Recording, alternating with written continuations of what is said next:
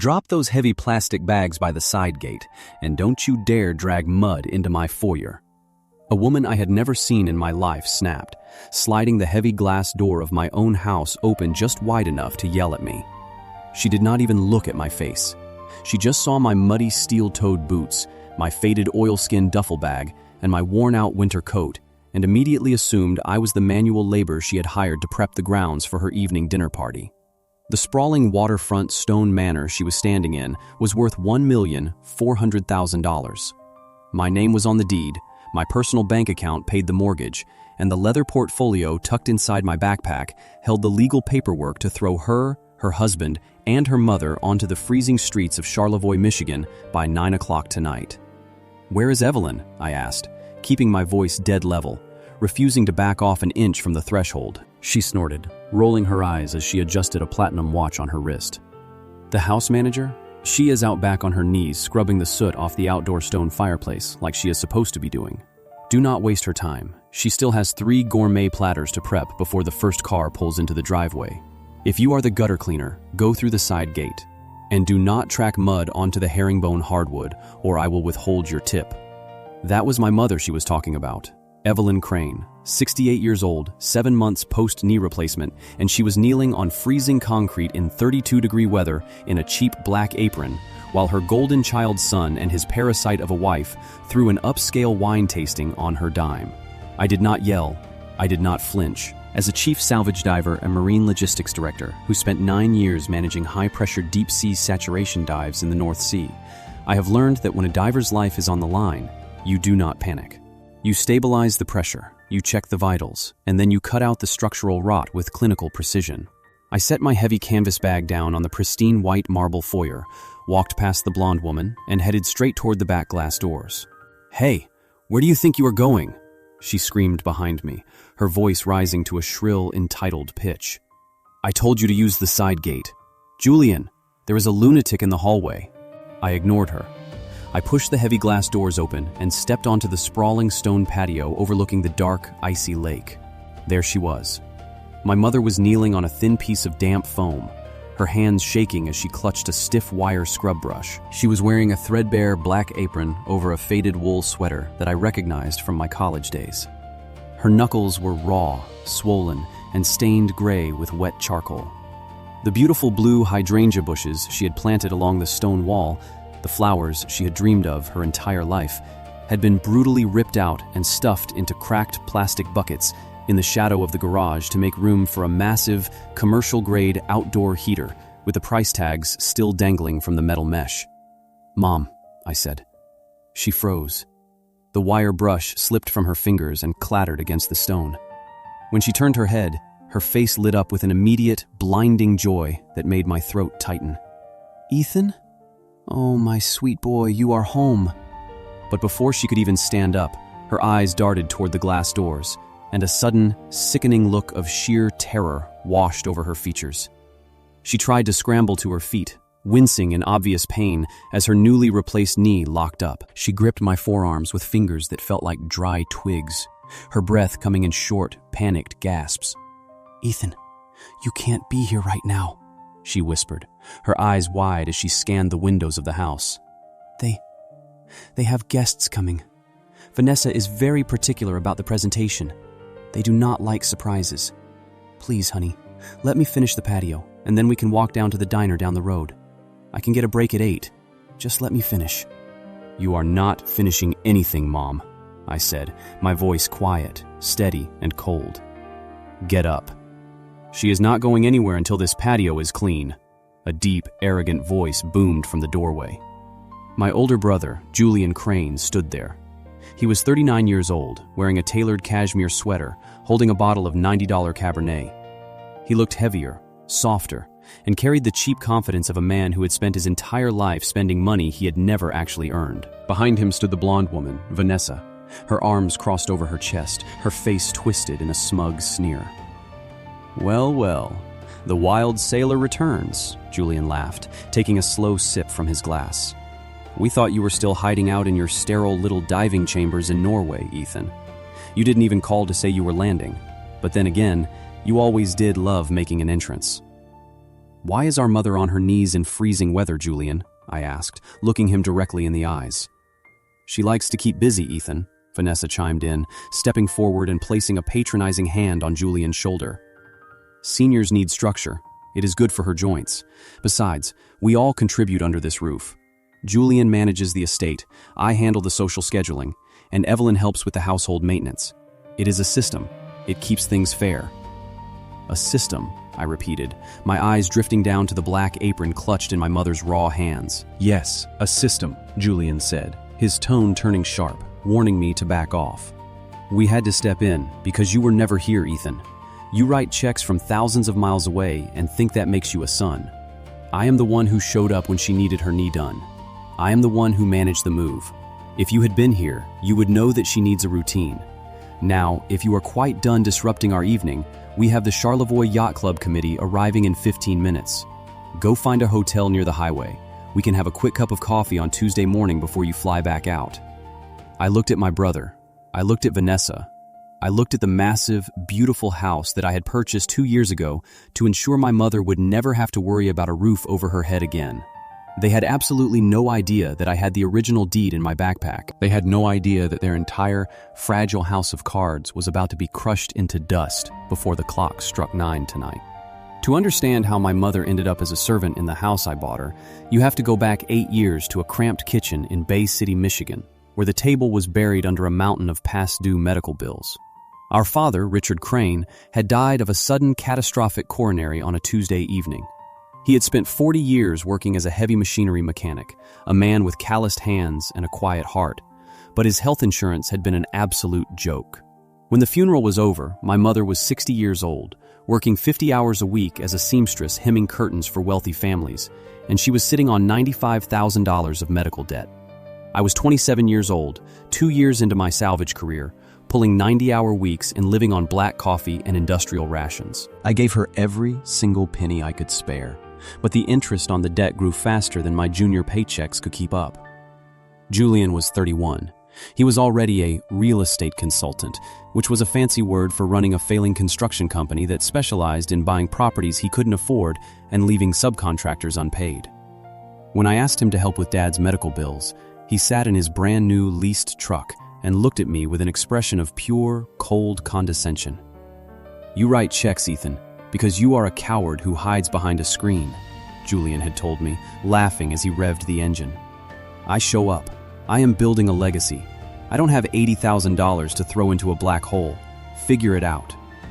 So, I figured it out. When I was 29, a marine salvage recruitment firm offered me a dangerous, deep-water diving contract in Bergen, Norway. The salary was nearly 3 times what I was making in the Great Lakes, tax-free, with offshore housing fully covered. I remember sitting in the airport, holding a small tin of homemade chocolate chip cookies my mother had pressed into my hands, realizing that I was leaving the only person who had ever protected me so that I could save her from bankruptcy. I promised her I would be gone for 2 years. 2 years turned into 6. Because the deeper I got into the contract, the more I realized that money was the only shield that could actually keep her safe. I lived in tight pressure chambers and on cold steel decks where the winter gales rattled the bulkheads, working 80-hour shifts in a diving bell where the gas mixtures whistled in my ears and my joints ached from the pressure. I spent my holidays charting decompression tables on a screen while my family opened presents thousands of miles away. My engagement to a wonderful woman ended in my 3rd year because she politely and correctly pointed out that she couldn't build a marriage with a man who lived in a different hemisphere and slept 4 hours a night. But by my 4th year overseas, I had cleared every single dollar of my father's $95,000 debt. I stood in a cold, gray shipyard in Norway, looking at the bank confirmation on my phone, and I did not celebrate. I did not cheer.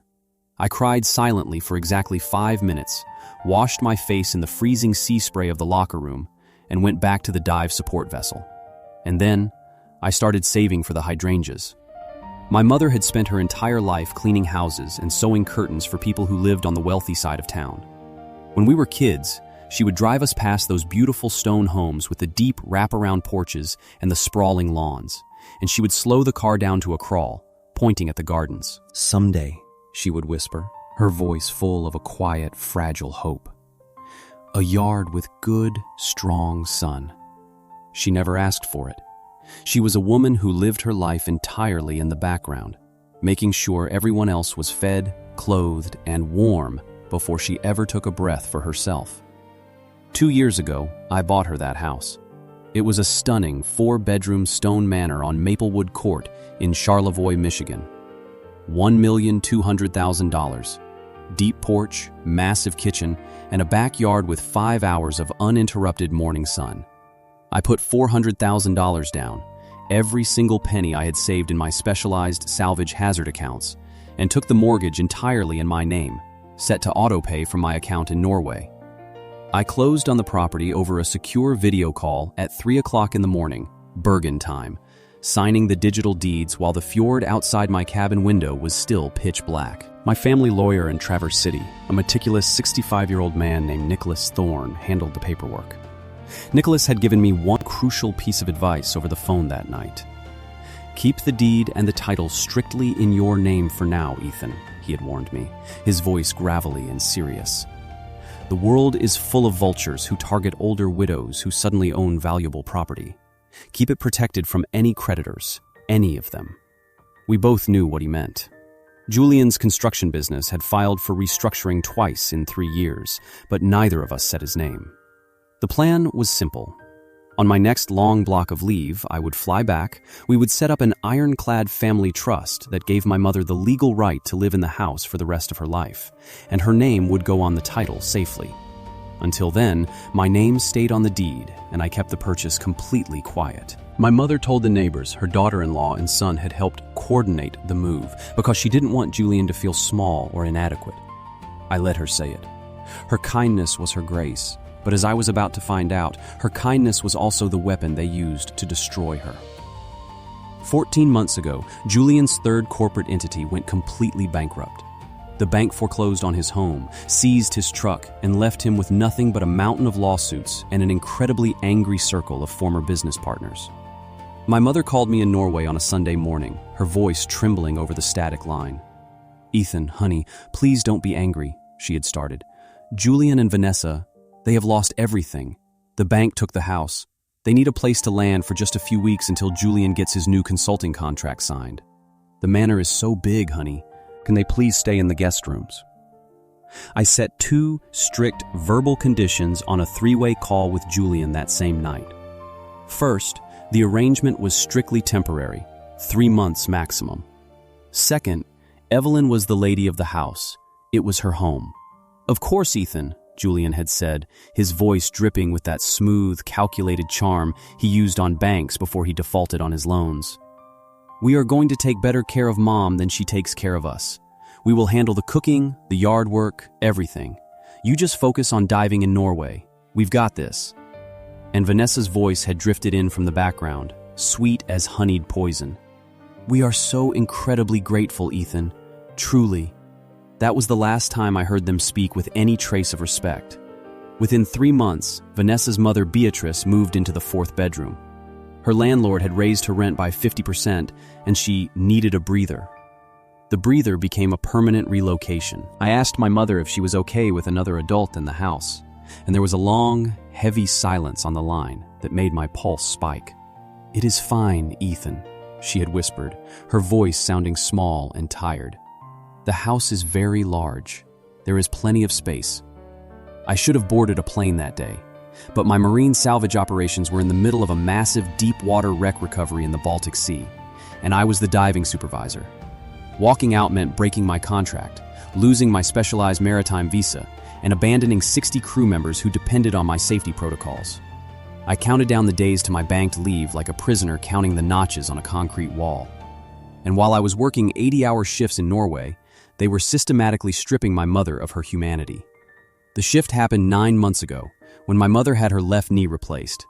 Julian called me, his voice warm and efficient. "Ethan, we are setting Mom up in the 1st floor sunroom. The stairs are too dangerous for her new knee. Doctor's orders." It sounded logical, it sounded loving, but it was a calculated, vicious trap. Once she was moved downstairs, her old furniture never came back down with her. Her beautiful dresser, her cedar chest, her oak vanity. They were moved into the master bedroom for Vanessa and Julian. Her personal phone broke, and Julian insisted on putting her on his family plan to save money. But the new phone never arrived, and her calls moved entirely to a tablet that sat in the kitchen, where Julian or Vanessa was always standing at the edge of the screen, monitoring every single word she said. My mother started appearing on our Sunday video calls wearing a dark apron, her hair tied back, her face growing thinner and paler with every passing week. When I asked why she looked so exhausted, Julian would lean into the frame with a wide, fake smile. "Mom just loves keeping busy, Ethan. You know her. She can't sit still." And my mother would smile at the camera like a hostage reading a scripted statement, her eyes pleading with me not to ask any more questions. 2 weeks ago, my mother's oldest friend from church, a sharp 70-year-old retired school teacher named Martha, sent me an email. The subject line read, "Evelyn." "Ethan," Martha wrote, "I don't like to interfere in family matters, but something is very wrong at the Maplewood house. Your mother has stopped coming to service. When I drove by last Tuesday, I saw her carrying 4 heavy bags of mulch across the wet lawn in the freezing rain, while Vanessa sat in her warm car in the driveway, scrolling on her phone. Evelyn looks half her size, Ethan. Someone is treating your mother like a servant, and I think you need to come home." I read that email in a quiet operations cabin during a brutal North Sea storm, and my entire body went ice cold. Our project had cleared the day before. I had 3 weeks of banked leave sitting on my file. I booked a flight to Traverse City, told absolutely no one in Michigan, and called Nicholas Thorne's law firm to schedule an emergency appointment for Friday at 3 o'clock.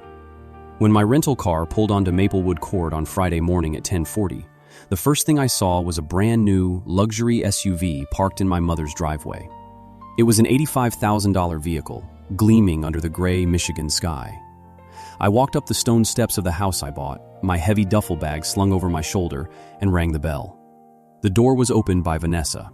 She was wearing a silk robe, holding a steaming mug of coffee, her eyes scanning me from head to toe with immediate, naked disgust. She had posted an online ad that week for a local cleaning service to help prep the house for her yacht club dinner party. When she saw a tired man in a worn canvas coat and a baseball cap standing on the porch, her brain did not register brother-in-law. Her brain registered labor. "Oh, you are finally here," she said, her voice dripping with annoyance as she stepped back and swung the door open. "You are late. The kitchen is an absolute disaster, and the patio needs to be scrubbed before the caterers arrive. The maid is out back. She will show you where the cleaning supplies are. Get to work." She turned her back on me, answered her ringing phone, and walked away, leaving the heavy oak door swinging open behind her. I stood in my own foyer, breathing in the expensive scent of vanilla candles and roasted rosemary chicken. The walls were lined with new photos. Photos of Julian on a golf course, photos of Vanessa on a beach in Florida, photos of Vanessa's mother, Beatrice, holding a glass of champagne in a manicured garden, my father's framed portrait. The one my mother had kept on the mantel for 9 years was gone. In its place hung a cheap wooden sign that read, "Live, laugh, love." I walked through the kitchen, past the counter piled high with gourmet cheeses and expensive wine, and stepped out onto the patio. And that was when I found my mother on her knees, scrubbing concrete in freezing weather. "Ethan," she gasped, her hands trembling as she reached for my arms. "Please, do not make a scene. They have been so stressed. Julian is working on a major new contract, and Vanessa's mother has been so helpful with the house." "Mom," I said, my voice dead calm as I pulled her gently to her feet. "Show me your room." She tried to lead me to the stairs, but her knee locked up and she winced, clutching her left leg. She led me past the laundry room, through a narrow door, and into the sunroom. The sunroom was freezing. A single, cheap space heater sat in the corner, humming weakly against the draft from the glass walls. A folding cot was pushed against the wall, covered in a thin, worn blanket. Stacked next to the cot were 3 cardboard boxes labeled Evelyn's Things in Vanessa's sharp black handwriting. On the windowsill, next to a plastic bottle of dish soap and a stack of dirty rags, sat my father's framed portrait. And on the refrigerator, held by a magnet from a local car wash, was a laminated sheet of paper. I walked over and read it. Weekly schedule, it read at the top. Evelyn, laundry Monday and Thursday, bathrooms Tuesday, patio and kitchen daily, dinner prep by 5 o'clock. There were little black check marks next to each task, written in Vanessa's neat, rounded handwriting. My mother had a laminated chore chart in the house I bought her. As I stared at the paper, the heavy garage door rumbled under our feet, and my mother's hand flew to her collar, her face draining of all color. "That's Julian," she whispered, her voice cracking with a terrifying, desperate panic. "Ethan, please, be nice to him. He gets so loud when people argue about money. Please." My brother walked through the kitchen door, carrying a box of gourmet cupcakes. He froze when he saw me standing next to the refrigerator, his eyes darting to my duffel bag and then to my face. He chose to laugh. It was a loud, booming, fake sound that echoed off the high ceilings. "Ethan, look at you," he said, dropping the cupcakes on the counter and extending a hand that I did not take. "The great diver has finally returned to the real world. Vanessa, look who decided to grace us with his presence." Vanessa walked in, her phone still clutched in her hand, her expression turning into a cold, defensive glare as she realized who I actually was. "You should have called, Ethan," she said, her voice losing all of its sugar. "We would have prepared the house." But as you can see, we're in the middle of preparing for a very important event. We don't really have the space for a guest right now. "What guest room?" I asked, looking around the massive kitchen. "The house has 4 bedrooms, Julian. Where is our mother sleeping?" Julian's face hardened, his shoulder muscles tightening under his cashmere sweater. "The stairs are bad for her knee, Ethan. We moved her down here for her own safety. It was a family decision." "A family decision," I said, taking a step closer to him. "And whose family decision was it to put her on a laminated chore chart?" "We all contribute, Ethan," Julian snarled, his voice rising as he tried to use his height to intimidate me. "You wouldn't understand because you are never here. You just throw money at problems and think you are a hero. I am the one living here, doing the physical work, managing this estate. We keep Evelyn on a healthy routine," Vanessa added, stepping between us, her eyes narrowing. "Seniors thrive on structure. If you have an issue with how we run this household, you are welcome to discuss it with us on Monday. But right now, we have 6 members of the Charlevoix Yacht Club committee arriving in less than 2 hours. I need this kitchen cleared, and I need Evelyn to finish the patio." I looked at my brother. I looked at Vanessa. I felt my heart rate slow down to a steady, clinical 60 beats per minute. "I need to run to the bank," I said quietly, picking up my duffel bag. "Mom, put on your warm coat. We are going for a drive." "She can't leave," Vanessa screamed. "The catering trays need to be set up." "She is coming with me," I said, and my voice carried the exact, quiet authority I use when I order a marine crew to lock a decompression chamber. Vanessa stepped back, her mouth opening in shock, but she didn't say another word. We walked out to my rental car, and my mother sat in the passenger seat, her hands clutched tightly in her lap as she stared out the window. She didn't speak for the first 10 minutes of the drive. She just let the heat from the dashboard vents wash over her frozen face. I drove straight to the Charlevoix branch of First National Bank. I asked the manager for 14 months of printed bank statements for my mother's personal checking account. While the printer was running in the back office, I looked at my mother's hands. They were still stained with soot. The statements came off the printer warm. I sat at a mahogany desk in the private office and went through them line by line, my eyes scanning the transactions with clinical precision. My mother's Social Security check of $1,860 landed on the 2nd of every single month. And on the 3rd of every month, like clockwork, there was a $600 cash withdrawal. "Julian collects it," my mother whispered, her voice barely audible over the hum of the office lights. "He said it was for my share of the groceries and the utilities. He said that since I was living there, I needed to contribute my fair share so the family holding company could keep the house running." "Your share," I said, my voice dangerously calm. But that wasn't the worst of it. 3 months ago, a store credit card had been opened in Evelyn Crane's name.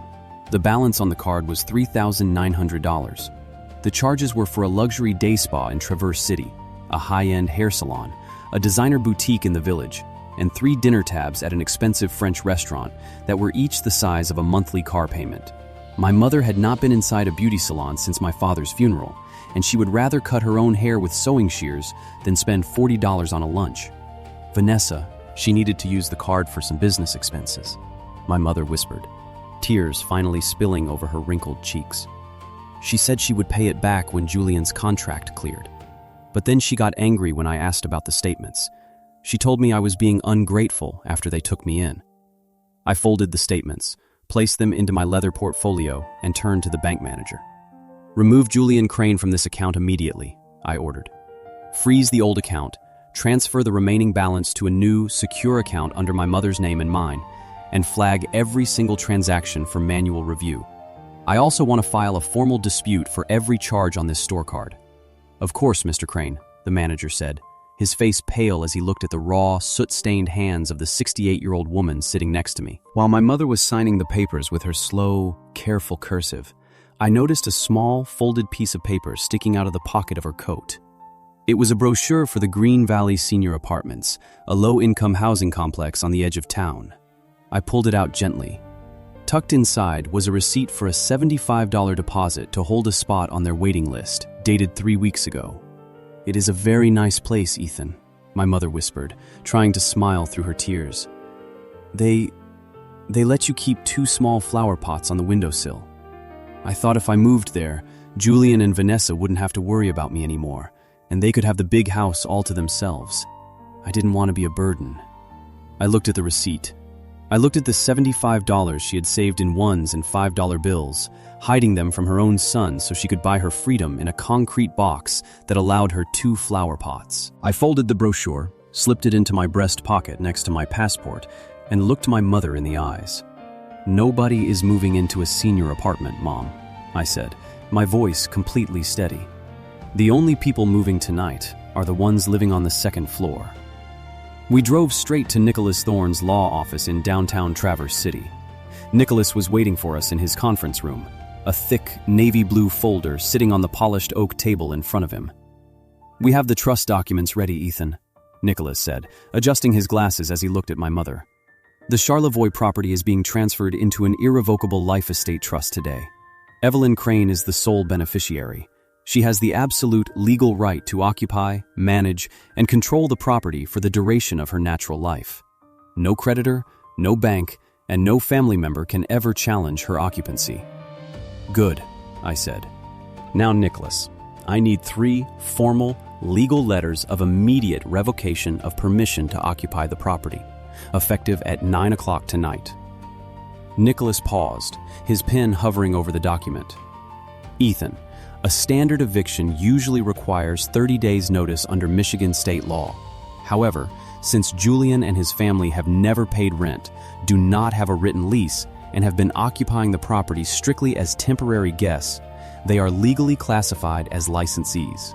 Under the law, a license to occupy can be revoked immediately, at any time, without prior notice, if there is evidence of elder abuse, financial exploitation, or property damage."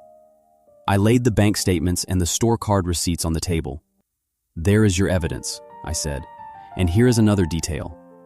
I reached into my pocket and pulled out a printout that I had found on the kitchen island next to Vanessa's catering clipboard before we left. It was a printed article from an online portal about dog training and animal dominance. On the top of the page, someone had scribbled the file reference name, according to animal behaviorists, S1168_2.txt. "I found this on the kitchen counter," I told Nicholas, pointing to the text. According to animal behaviorists, S1168_2.txt, a pack leader establishes total control over a rival by systematically shrinking their physical territory, blocking their access to natural light, and forcing them to perform repetitive physical tasks until they accept their place at the bottom of the hierarchy. They didn't just exploit her, Nicholas. They used literal animal psychology to break my mother's spirit in the house I bought her." Nicholas read the printout, his jaw tightening as he stared at the words verbatim. He looked at my mother's soot-stained knuckles, and then he looked at me. "I will draft the notices immediately," Nicholas said, his voice flat with a quiet legal fury, "and I will have a licensed process server deliver them to the house at precisely 8:30 tonight. Ethan, do you want me to coordinate with the local police department?" "No," I said, checking my watch. It was 4:15. "I will handle the scene myself. Just give me the papers." By 5 o'clock, the trust was fully executed, the deed was transferred, and the 3 revocation notices were sealed in heavy, yellow legal envelopes.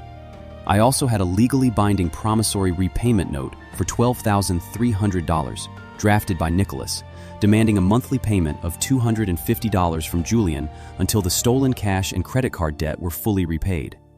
I parked my mother at a quiet diner down the road from the house, bought her a warm bowl of chicken noodle soup and a hot tea, and sat with her. "Mom," I said, leaning across the table, "tonight there is going to be a confrontation.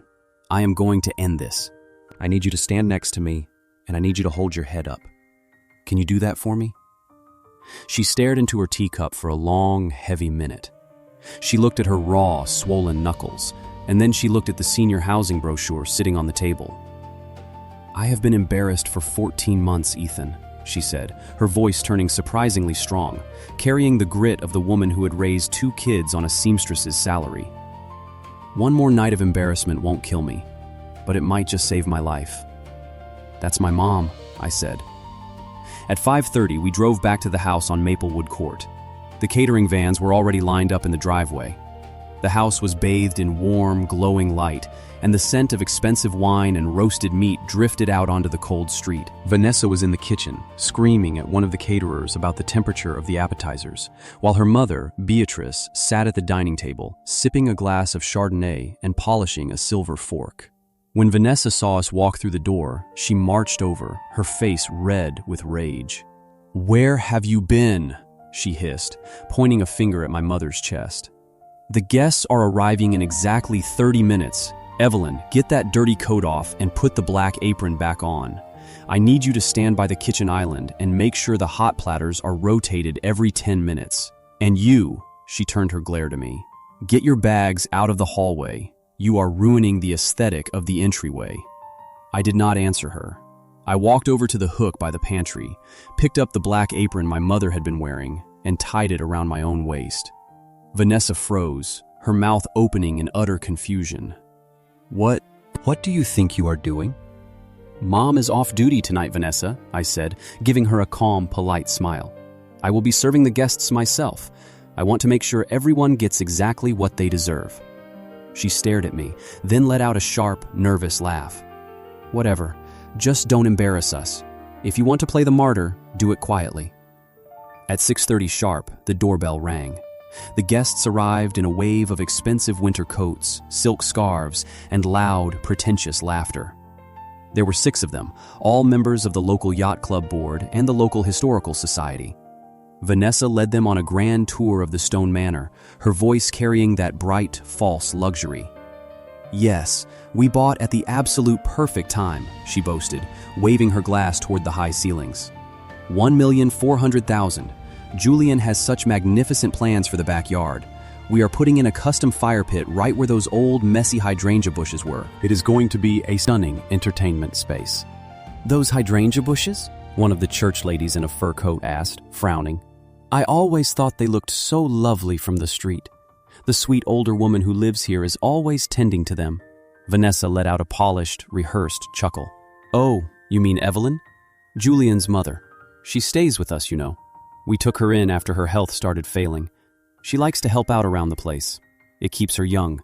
She is practically our head of household staff." A few of the guests laughed politely. My mother's oldest friend, Martha, who had arrived with the group, did not laugh. She sat at the edge of the dining table, her eyes locked onto Evelyn, who was sitting quietly in a chair in the sunroom, her hands folded in her lap. Vanessa's mother, Beatrice, deep into her second glass of wine, leaned toward the guest next to her. "Yes, it is such a blessing for Evelyn. Family looking after family.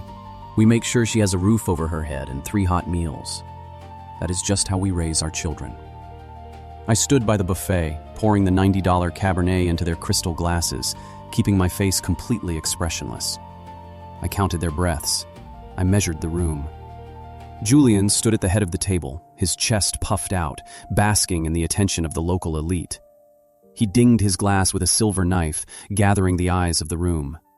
"To family," Julian announced, raising his glass high. "To the ones who actually show up when the world gets hard. You know, some people choose to run away to the other side of the world to chase dollar bills and write a check once a year. But the ones under this roof, the ones who do the heavy lifting, the ones who build a real home, that is what family actually means." "Hear, hear," Beatrice cheered, clinking her glass. Vanessa smiled her thin, wire smile, looking straight at me as I stood by the kitchen door with the wine pitcher. "You can toast too, Ethan. Or do you need to run back to the kitchen to check on the dessert?" One of the yacht club board members looked at me, then at Julian. "Wait, Julian, isn't that your brother? The salvage diver from Norway?" "Oh yes," Vanessa answered for him, her voice dripping with pity. "Ethan works overseas. He is very quiet. He doesn't really understand how we do things here." And that was when my mother stood up. Evelyn Crane, 68 years old, stood at the entrance of her own dining room, her chin held high, her voice carrying a deep, echoing strength that silenced the entire table. "His name is Ethan," my mother said, looking her older son directly in the eyes. "And he is the only man in this family who has ever taken care of me." "Evelyn, sit back down," Julian barked, his voice dropping all of its charm as his face flushed a dark, angry red. "You are embarrassing yourself. Go back to the sunroom." "No, Julian," I said, untying the black apron and laying it flat over the back of an empty leather chair. "She is not going back to the sunroom, but you are." I walked over to my duffel bag in the hallway, pulled out the thick yellow legal folder, and walked back into the dining room. I dropped it onto the center of the tablecloth, right next to the roasted chicken and the crystal glasses. The room went completely dead silent. "What is this nonsense, Ethan?" Julian sneered, though his eyes darted nervously to the heavy legal seals on the folder. "We are in the middle of a dinner party. Get this trash off the table." "Vanessa," I said, keeping my voice at a calm, clinical handoff volume. "A few minutes ago, you told your guests that you bought this house at the perfect time. Why don't you open that folder and read the name on the deed to the table?" Vanessa laughed, a sharp, hysterical sound, but she didn't reach for the paper. "This is our house. Julian and I coordinate everything. Read it, Julian," I said. My brother reached out, his hand shaking slightly as he pulled the top document out of the folder. He was smiling when he started reading, the arrogant, smug smile of a man who believed the world was his playground. And then, I watched the smile die. The color left his face in one smooth, sickening drain, top to bottom. It was the exact grayish-white color a patient's skin turns when their blood pressure drops to 0 on an operating table. What is this?" Julian whispered, his voice cracking as he stared at the paper. "Read the name of the owner, Julian," I said. He couldn't speak, his lips just moved silently. Vanessa snatched the paper from his hand, her eyes scanning the page, her chest heaving as she read the grantee line. "Ethan Alexander Crane, sole owner, fee simple." "No," Vanessa gasped, her voice rising to a shrill, manic pitch. "No, this is impossible. Evelyn told us she put the down payment on this house. She said she was the owner." "My mother told you that because she didn't want my older brother to feel like a complete failure," I said, looking at the shocked faces of the yacht club guests. "I bought this house 2 years ago. I paid $400,000 down, and my bank account pays every single penny of the mortgage.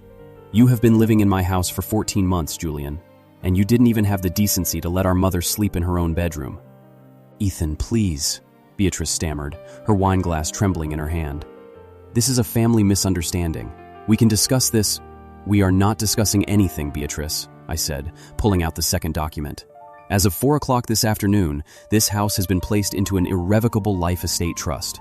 My mother, Evelyn Crane, holds the absolute legal right to occupy and control this property for the rest of her life. No one can sell it, no one can mortgage it, and no one can live here without her express, written permission." I turned to my brother and slid the 3 yellow legal envelopes across the table, knocking over a crystal wine glass. The deep red liquid pooled across the white tablecloth like blood. "And these," I said, "are immediate revocations of your permission to occupy this property.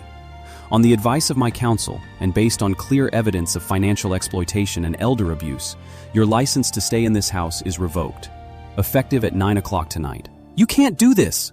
Vanessa screamed, slamming her hands on the table. "This is our home! We have our things here, our furniture."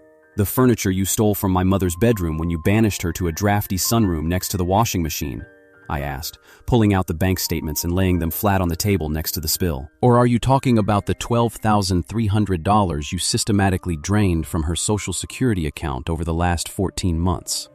Martha, my mother's church friend, stood up from the table, her face pale with disgust.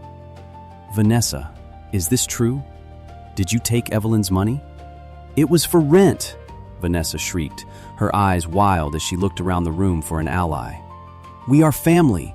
We manage the estate. She agreed to it.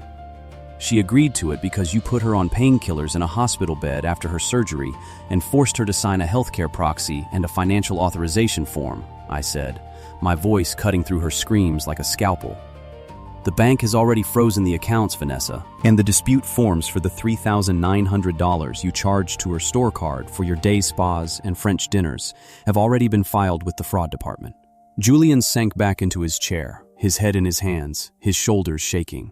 Michigan State has very clear laws regarding elder financial exploitation, Julian, I continued, looking down at my brother. It is a Class D felony. You have exactly 2 choices tonight. Option A. You, Vanessa, and Beatrice pack your bags and are out of this house by 9 o'clock tonight. You sign this repayment agreement, promising to pay my mother $250 a month until the $12,300 is fully returned, and you leave the keys on the counter. Option B. At 9 o'clock, the Charlevoix County Sheriff arrives with an eviction filing, a grand larceny complaint, and 6 prominent members of your yacht club board who have just witnessed your confession. The dining room was so quiet, you could hear the ticking of the grandfather clock in the hallway. One by one, the guests stood up. They didn't say goodbye. They didn't offer their condolences to Julian or Vanessa. They just grabbed their winter coats in silence and walked out the front door. Martha pausing only to press my mother's hand and whisper, "God bless you, Evelyn. We will see you on Sunday."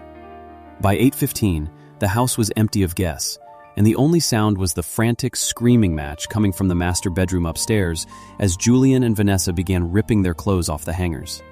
"This is your fault," Vanessa's voice shrieked through the floorboards.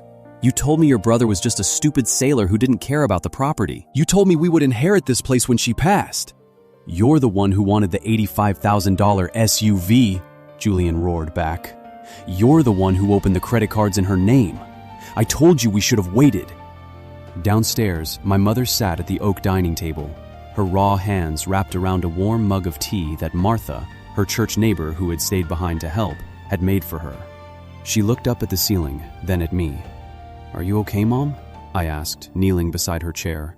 She let out a long, slow breath, and for the first time in 7 years, the heavy, constant tension in her shoulders finally vanished. She gave me a quiet, tired smile. "I am more than okay, Ethan. I feel like I can finally breathe." At 8:30 on the dot, the doorbell rang. It was the locksmith I had hired from the bank lobby. He was a quiet, professional man carrying a heavy tool bag and a cordless drill. "Locks on every exterior door, sir?" he asked, looking at me. "Every single one," I said. "And I want the key codes changed immediately." As the drill began to hum against the front door frame, Vanessa came down the stairs, dragging 2 massive suitcases. Her hair was unkempt, her silk robe replaced by a wrinkled tracksuit, her face twisted in a look of pure, concentrated hatred. She stopped at the console table in the hallway, lifted the brass keyring, and threw it hard against the hardwood floor, leaving a deep, jagged scratch in the oak. "You are a monster, Ethan," she whispered, her eyes burning.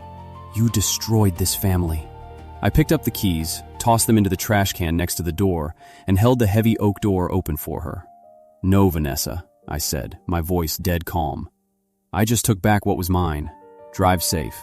She stormed out into the freezing night, followed by her mother Beatrice, who was clutching a box of expensive wine glasses she had tried to steal from the pantry.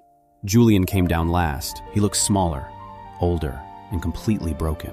He didn't look at my mother, and he didn't look at me. He just held the signed repayment agreement in his shaking hand, dropped it on the kitchen island, and walked out into the cold.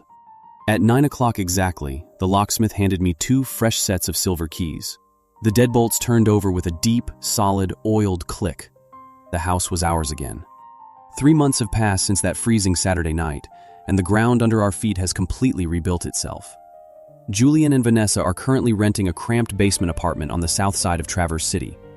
Julian took a night shift job as a dispatcher for a local trucking company, the exact same job he used to mock me for. And the first $250 repayment check arrived in my mother's bank account on the 1st of the month, right on time. I do not care about his apology. I only care about his autopay. Vanessa's mother Beatrice is living with her other daughter, who reportedly keeps her on a very strict laminated chore chart of her own. My mother is back in her pew at church every Sunday morning, sitting next to Martha. The beautiful blue hydrangea bushes have been brought out from the dark corner by the garage and replanted in the very center of the backyard, the absolute sunniest spot on the property, right where Julian's fire pit was going to be. They have already started throwing out new green canes under the spring sun.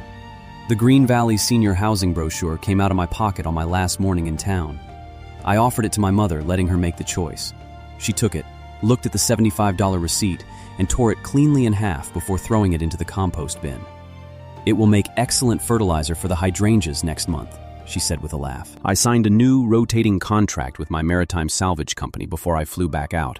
8 weeks on, 4 weeks home. My 4 weeks belong entirely to the master bedroom on Maplewood Court, where the beautiful blue floral wallpaper my mother picked out is going back on the walls.